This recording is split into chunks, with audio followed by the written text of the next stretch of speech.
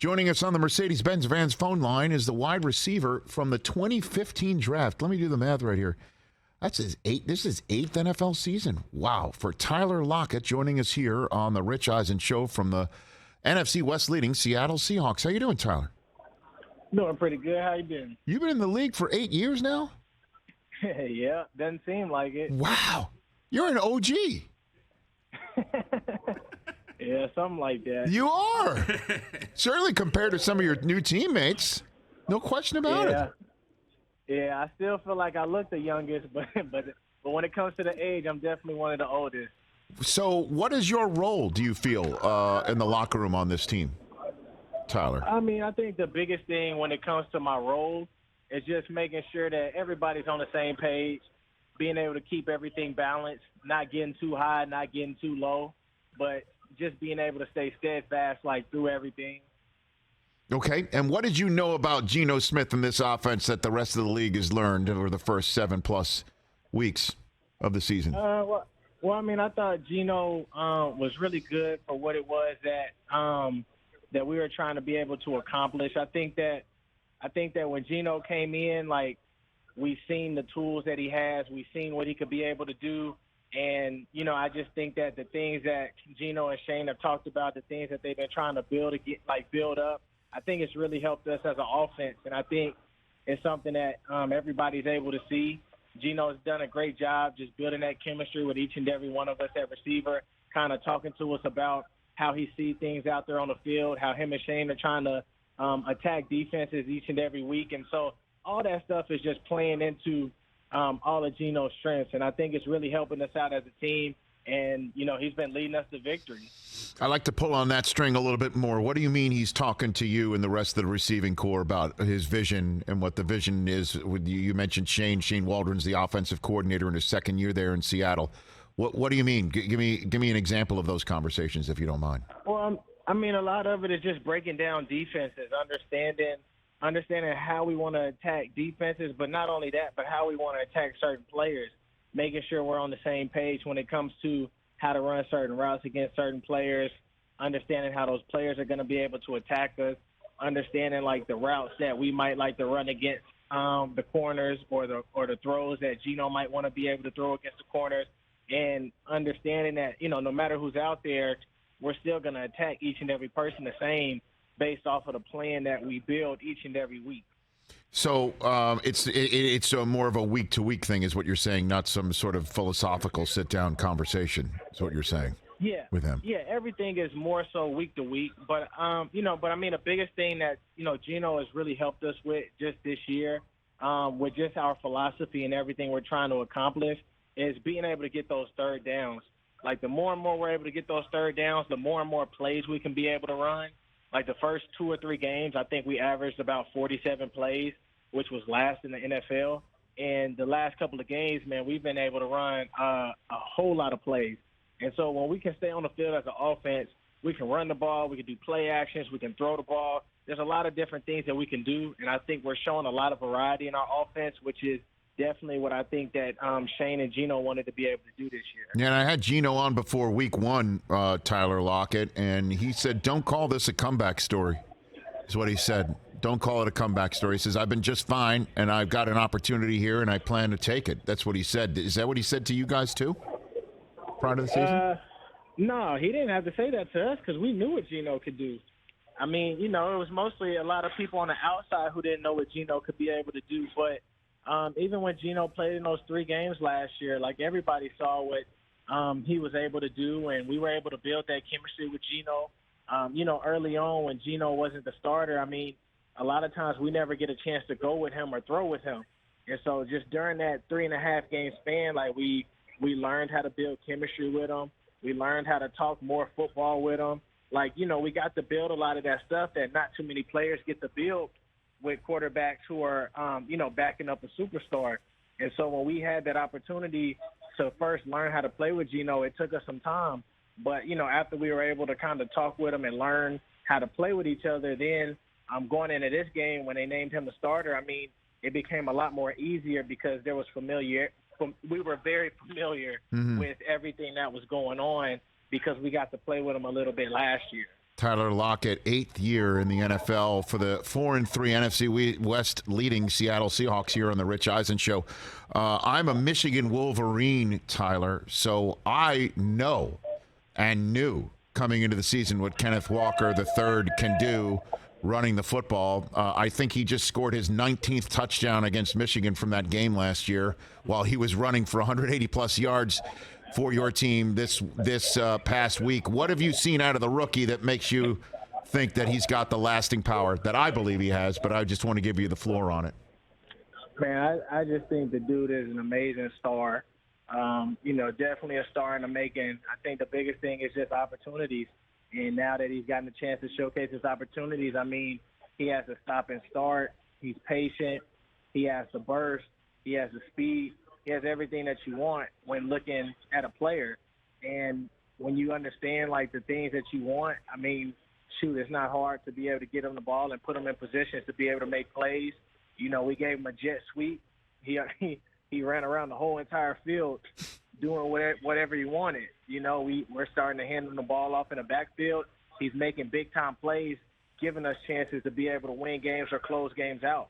And so, I mean, I think he's going to be an amazing player, man. And then you got Tariq Woolen out of UT San Antonio, a fifth-round choice, leading as a rookie on defense. I mean, you've been around this team for quite some time, Tyler, and you know what it looks like to have a championship-quality team and certainly a division-winning team. You think you have one on your hands now? What do you think? I definitely do. We knew that when we first started. And that's the biggest thing is that you keep everything in-house. You try to focus on what's in-house. You try to build on what's in-house, and you try to build each other up and continue to get better in-house. Everybody on the outside has their own opinions, but, each week things change. They were talking bad about us at the beginning of the season. Now everybody's starting to open up their eyes and talk good about us.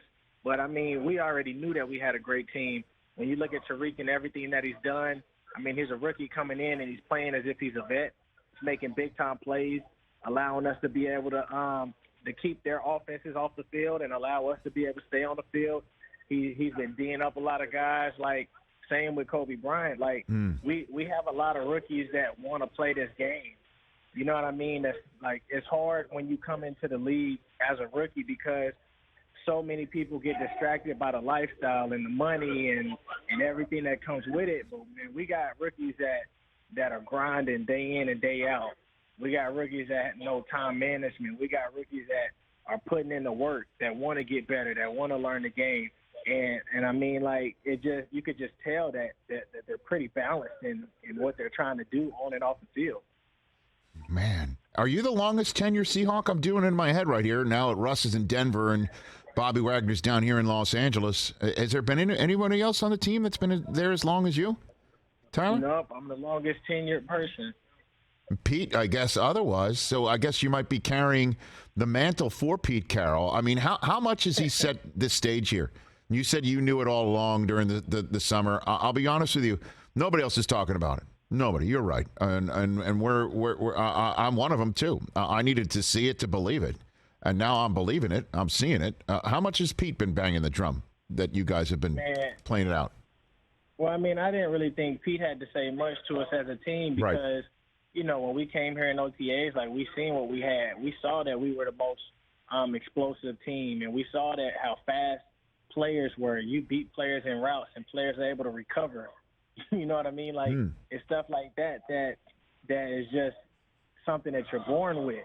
Athleticism, height, talent, all that type of stuff. But when you add in structure and you add in IQ and you add in the knowledge of the game and you have vets who are able to kind of like teach the system just like the coaches are trying to teach the system, then a lot of it is you don't get caught up in wins and losses. You get caught up in let's just build a solid rock every time we lay the foundation. So even when you lose, you're just learning from how you lost and learning how to be able to get better because teams are just trying to attack you the same way that you got beat on defense. You know what I mean? And so it's like instead of being able to point the finger, instead of being able to get mad at each other or whatever, we just continue to keep building, continue to keep trying to lay the foundation, and just understanding that whatever happens, happens. But, that's really what it is over here on this side. And in terms of being overlooked and showing the world what you knew you had, I mean, your opponent this week can look at you and say, "Tell me about it," right? I mean, here come the Giants. Nobody saw that one coming either. This is the 6-1 Giants against the NFC West leading Seahawks right here. I mean, what a game, Tyler. I mean, who'd have thunk it, to use Pete's phrase, as he said on his podium last week about you being in first. Well, where the thing is, it's the NFL, and anything can happen at any given time. But, also, like, a lot of people on the outside don't understand, like, it's really important to be in a system that a group of guys can be able to understand and a group of guys can be able to play in. And when you have people that are able to learn, like, we got new guys coming on our team, and they're able to learn, and they're able to adapt, and they're able to listen. And that's the biggest thing for us, is that we don't want to be too big, big-headed to where we're not listening to coaching or we're not listening to what our teammates are trying to say. We're trying to be able to help each other because we know that, okay, like in order for DK to be great at times, we as receivers have to do our part when it comes to our route running. In order for me to be great, they have to do their part. Like, in order for the running backs to be great, the receivers got to make sure they're blocking. Like, so everybody has a role each and every play that we have to be able to accomplish. And so the biggest thing is just all of us making sure we're not too big for our role, and so that's the things that are helping us out, because the more and more that we continue to be great in our role, like, man, you're seeing tight ends having a chance to get the ball and make some plays. You're seeing people get put in different positions. Like, our offense is so cool because it's variety. And so it's just something that, I think that we're learning and we're getting better at it each and every week. And, regardless of when we played Detroit, even though we scored a lot of points, we're trying to figure out how can we get better? How can we be able to build? Like, it's not one of those, hey, man, y'all had a great game. It's like, okay, how can we be able to get better? I know we scored 3 points here and we'll take points, but now we lost this game versus the Saints because we took 3 points. How can we build and just turn that into a touchdown without trying to get greedy? So the biggest thing that I keep going back to is just being able to lay that foundation. And when you're able to do that, you're able to have a safe place to be able to have those conversations, to talk, and be able to get better. Well, before I let you go, Tyler Lockett, I know he's not your teammate anymore, but do you stay in touch with Russ at all, Tyler? Yeah, I talk to Russ here and there. Because he's definitely going through it right now. I mean, the criticism is very loud, and there's a lot of personal stuff that's getting thrown in the direction that he's, not genuine, or his commercials, and makes it seem like he's more focused on just winning. I'm wondering what you have to say about just the national conversation that's been around Russ the last several weeks, Tyler. Yeah, I mean, I think a lot of people have said, a lot of things, and everybody has their own opinion and stuff like that. For me, Russ is my brother. He's been like one of my big brothers ever since I got here. Got the chance to be able to go to his wedding, as a rookie and stuff. And so he's always been like a big brother to me. So, me and him stay in contact. We stay in touch. We get to talk, all that different type of stuff. Just because we're not on the same team doesn't mean that our relationship has to end.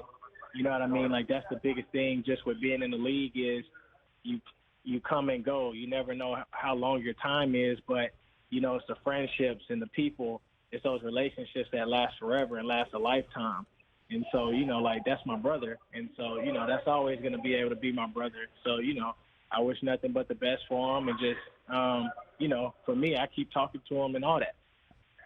Well, good luck against the Giants. It's been it always is a pleasure having you on, Tyler. Just listening to you talk and your passion for the sport, for your teammates, for life. It really is always.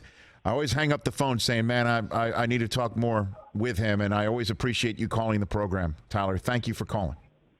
No problem. Thanks for having me. You got it. I'm going to be calling your game in Germany on NFL Network. Oh, wow. Oh yeah, we're going to. So I'll check you out. We're going to Germany together. It's going to be a heck of an experience. It's going to be amazing. I look forward to that. Yeah. No, I'm looking forward to it too, man. Okay. Yeah, we'll share some pretzel bread at halftime. I know Pete might not appreciate that, but we'll do that. That's my way of handling halftime. But I look forward to it, Tyler. Good luck against the Giants, and I'll see you a couple weeks in Europe. All right, have a good one. You got it. Right back at you. That's Tyler Lockett of the NFC West leading Seahawks here on the Rich Eisen Show.